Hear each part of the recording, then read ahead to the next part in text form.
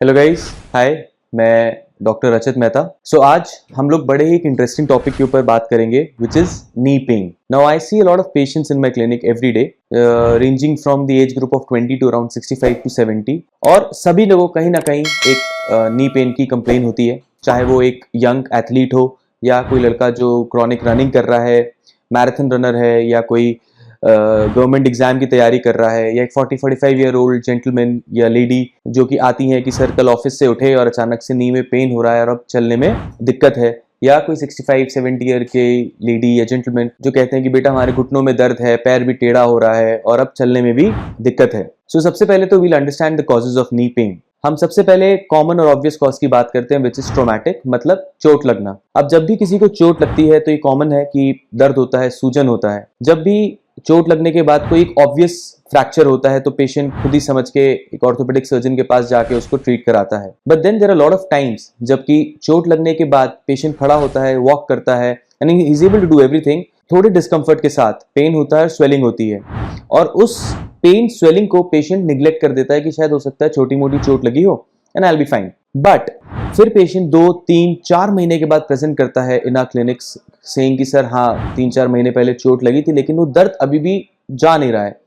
और जब हम लोग एग्जामिन करते हैं या we get the scans done, इधर एक्सरे, एमआरआई, तो हम लोग कई बार नोटिस करते हैं कि एक छोटा सा चिप फ्रैक्चर या कई बार घुटने में लिगामेंट इंजरी या मेनिस्कस इंजरी हो जाती है जो कि निग्लेक्ट हो जाती है and as a result patient 3-4 महीने तक लगातार पेन में रहता है, उसका थाई भी पतला होने लगता है, उसको चलने में दिक्कत होती है। So for such cases my advice will be कि कभी भी ऐसी कोई भी इंजरी लगे, please go to your orthopaedic surgeon, get yourself examined, get yourself scanned so that कोई भी इंजरी मिस ना हो। इन केस अगर आपको कभी भी कोई इंजरी हो जैसे कि लिगामेंट इंजरी या मेनिस्कस इंजरी, सो अब we are doing all the surgeries with the help of arthroscopy.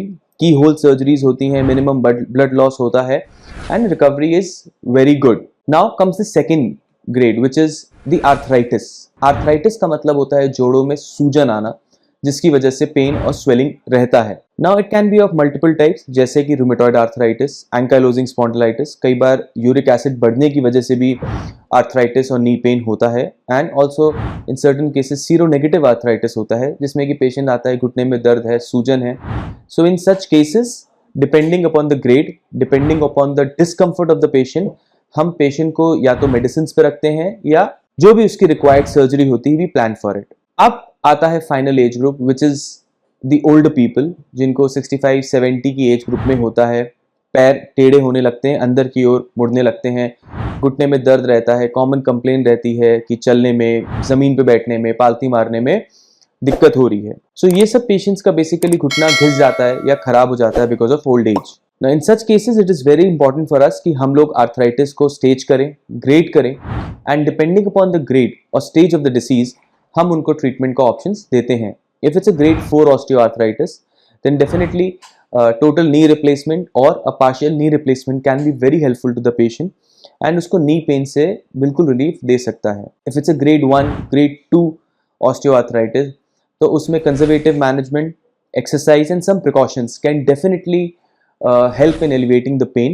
Secondly, at times हम लोग इंट्राआर्टिकुलर मतलब घुटने के अंदर स्टेरॉइड इंजेक्शन या hyaluronic acid, also PRP which is platelet rich plasma की थेरेपी देते हैं जिसमें कि पेशेंट का pain relief is instant and patient is much better as compare to previous. Now before ending मैं एक और एज ग्रुप के बारे में बताना चाहूँगा which I see pretty frequently is I see a lot of patients at times ranging from the age group of 40 to 50 जिसमें वो आते हैं कि डॉक्टर साहब देखो हमारे ना पैर टेढ़े हो रहे हैं, अंदर की तरफ मुड़ रहे हैं, घुटने में पेन है, चलने में दिक्कत होती है, सीढ़ी चढ़ने में, जमीन पे बैठने में, पालती मारने में बहुत दिक्कत होती है हमको। And when we get the scans done उनका नी खराब हो रहा होता है and definitely there is some deformity in the leg, but उनका एज ग्रुप ऐसा होता है जिसमें we can not give an option of total knee replacement. So in such cases we do a surgery जिसमें कि हम पेशेंट का जो एक्सेस है उसको करेक्ट करते हैं, a surgery called high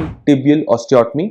it's a very good, very rewarding surgery. Obviously the patient should be appropriate for that surgery and most suitable for that surgery, जिसमें हम पेशेंट की जो नी में डिफॉर्मिटी है उस डिफॉर्मिटी को करेक्ट करके एक छोटी सी प्लेट लगा देते हैं and we mobilise the patient as and when possible and उससे जब मैकेनिक्स और अलाइनमेंट पेशेंट का ठीक हो जाता है, patient is much better and उसका पेन रिलीफ बहुत इंस्टेंट हो जाता है. सो आई होप नी पेन से रिलेटेड कोई भी क्वेरी या डाउट मैंने इस सेशन के थ्रू आपका सॉल्व करा हो. Thank you. Have a nice day.